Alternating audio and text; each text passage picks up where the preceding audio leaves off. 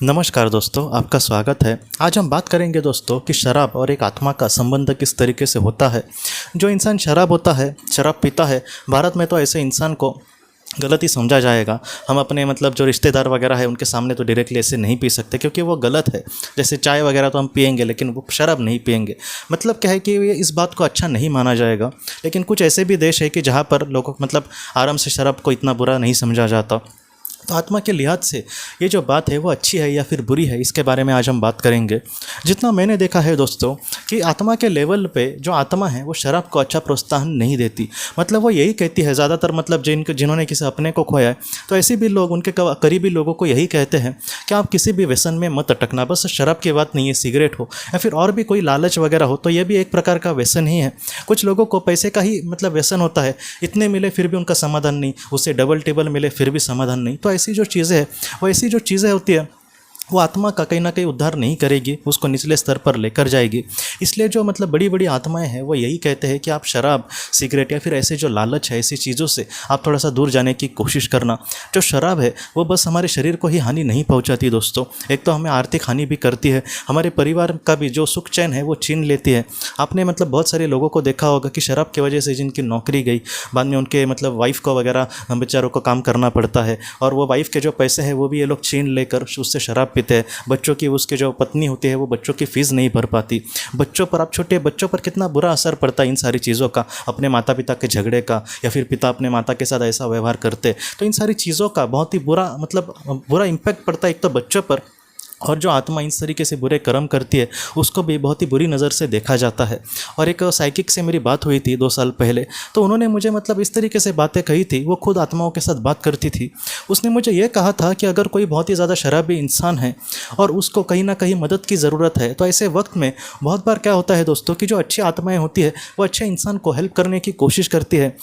वो भी मदद किस तरीके से होती है तो उसके अंदर थोड़ी सी पॉजिटिव चीज़ें डालने की कोशिश करना, उसको कहीं से मदद मिलने की कोशिश करना, या फिर वो किसी एक परिस्थिति में है बुरी तो उससे उसको बाहर निकलने की कोशिश करना। ऐसी बहुत सारी आत्माएं काम करने की कोशिश करती है।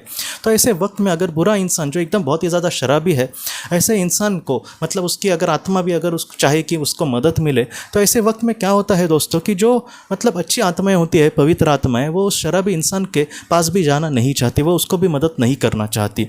मैंने ये भी सुना था कि जो एकदम अच्छे नहीं रहते, नहाते वगैरह नहीं या फिर एकदम किसी तरीके से रहते हैं, ऐसे जो लोग होते हैं तो उनको भी वो लोग अच्छा नहीं समझा जाता, जिसकी परिस्थिति बुरी है और उसके वजह से वो नहा वगैरह नहीं पाता, स्वच्छता नहीं रखता। तो ऐसी बात है, लोगों की बात अलग है, लेकिन जिसको बुराई में ही पलने की आदत है तो ऐसे भी लोगों के सामने ऐसी जो पवित्र आत्माएं होती है वो नहीं जाना चाहती। और ये जो शराब है उसको इतना बुरा समझा जाता है कि जैसे एक अच्छा शरीर हमें भगवान ने दिया है, उसको कहीं ना कहीं उसके बारे में सोचना, हम हेल्दी रहे, हम कहीं ना कहीं व्यायाम वगैरह करें, कसरत करें, इस तरीके से हम मेंटेन रखें अपने शरीर को।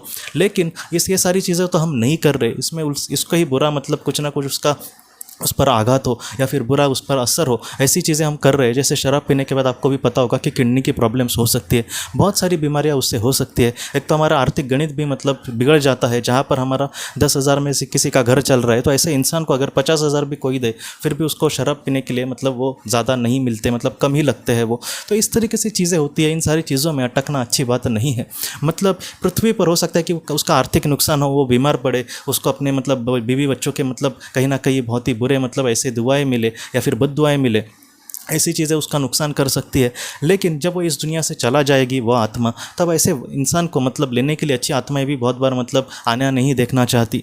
और दूसरा ऐसे भी देखा गया है कि एक इंसान जो एकदम शराब में ही डूबता है, जिसके अपने जीवन में कुछ भी अच्छा उद्देश्य है नहीं, जो एकदम शराब में ही डूबा है, ऐसे इंसान ये भी देखे गए हैं कि इस दुनिया से जाने के बाद भी वो पूरी तरीके से मुक्त नहीं होते, वो पृथ्वी पर ही ऐसे भटकते रहते हैं। और बहुत बार ऐसे जो लोग हैं वो शराब की दुकान में यहाँ वहाँ दिखते हैं, बड़े आत्माओं को या फिर जो साइकिक से उनको देख पाते हैं। क्या है दोस्तों कि पूरी ज़िंदगी ये शराब ने उनको पिया, उन्होंने शराब को नहीं पिया बल्कि शराब ने उनको पिया, और इस दुनिया से जाने के बाद भी वो लोग उसी में अटकते रहते हैं। तो इस तरीके से चीज़ें हैं। मैं ये इसलिए आपको कह रहा हूँ क्योंकि छोटी सी चीज़ हमें लगता है कि आज हम कर रहे हैं तो ये अच्छी बात है, या फिर कोई हमें कुछ बोल रहा नहीं, या फिर ये कौन होता है बोलने वाला। लेकिन ये जो सारी चीज़ें हैं कल हमें ही दुख देने वाली है।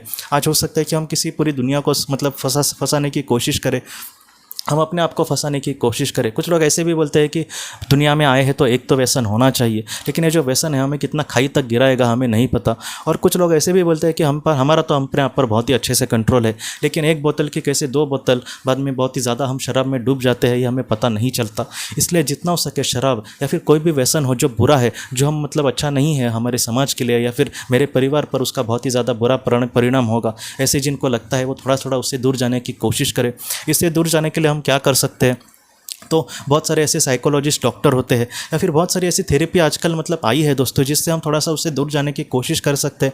इसके लिए मन में वो चीज़ आनी चाहिए। कोई हमें 10 बार कह रहा है और हम मान रहे हाँ मैं करता हूँ, ऐसी बात नहीं, हाँ मुझे छोड़ना है। ये जब आपके मन में आएगा ना, ऐसे भी लोग हैं जिन्होंने 50-60 साल दोस्तों व्यसन किया, सिगरेट हो या फिर शराब हो या फिर और भी कोई, तो ऐसे लोग भी मतलब उसको छोड़ पाए हैं दोस्तों अपने विल पावर के मतलब आत्मशक्ति के लिहाज मतलब बल पर। तो आप क्यों नहीं छोड़ सकते? सोचिए आप। इसलिए इन सारी चीज़ों से थोड़ा सा दूर जाने की कोशिश करना। ये जो सारी बातें हैं वो हमारी हानि करने वाले हैं, इसलिए जितना हो सके किसी का भी इस तरीके से नुकसान ना हो। आप जितना हो सके एक जीवन का जो जीवन उद्देश्य है वो अच्छे तरीके से पूरा करें। ये जो मतलब फिर से जन्म लेना, फिर से दुख भुगतना यहाँ का, फिर से इस दुनिया से चले जाना, फिर से जन्म लेना, ये जो चक्र है वो हमें तोड़ना है दोस्तों। इसलिए सारा मतलब दिल से मैं आपको हाथ जोड़ के कह रहा हूँ कि इन सारी चीज़ों से आप थोड़ा सा दूर जाना। हमारे परिवार को, हमारे अपने लोगों को हमें एक अच्छी ज़िंदगी देनी है, इसलिए जितना हो सके उनके साथ हम खुशियाँ बांटें, ऐसा कुछ जीवन में कार्य करें जिससे हमें लोगों की दुआएं मिले। तो इस तरीके से अगर हम जीवन में आगे बढ़े दोस्तों, तो हमारी जो मार्गदर्शक आत्मा है वो हमसे खुश हो जाएगी। ऐसा जो इंसान है उसको ज़्यादा भी जन्म नहीं लेने पड़ेंगे, इसलिए जितना हो सके अच्छे कर्मों से हमें अपने जीवन में आगे बढ़ना होगा। तो दोस्तों हम अपने अगले वीडियो में मिलते हैं। आप अपने परिवार का ख्याल रखना। आपका बहुत बहुत धन्यवाद। ज़िंदगी की रोशनी ये एक कंसल्टेंसी है जो ऐसे लोगों को मदद करने की कोशिश करती है जिन्होंने किसी अपने को खोया है या फिर जो लोग अपने जीवन में बहुत ही ज़्यादा दुखी है। जो लोग इस संस्था के साथ जुड़ते हैं उन्हें पास्ट लाइफ रिग्रेशन की ऑडियोज़ भेजी जाएगी, जिससे घर बैठे वह पास्ट लाइफ रिग्रेशन का अभ्यास कर सकते हैं। और उन्हें 5 मेडिटेशन ध्यान की भी ऑडियोज़ भेजी जाएगी और इसके साथ साथ उन्हें PDF किताबें भेजी जाएंगी जो हिंदी और अंग्रेज़ी में है, जो मोबाइल पर या फिर लैपटॉप पर आप उसे पढ़ सकते हैं। और 10 ऑडियो बुक्स भी आपको भेजी जाएंगी। तो दोस्तों अगर आप इस संस्था के साथ जुड़ना चाहते हैं तो कृपया इस नंबर पे व्हाट्सएप मैसेज करें। आपका बहुत बहुत धन्यवाद।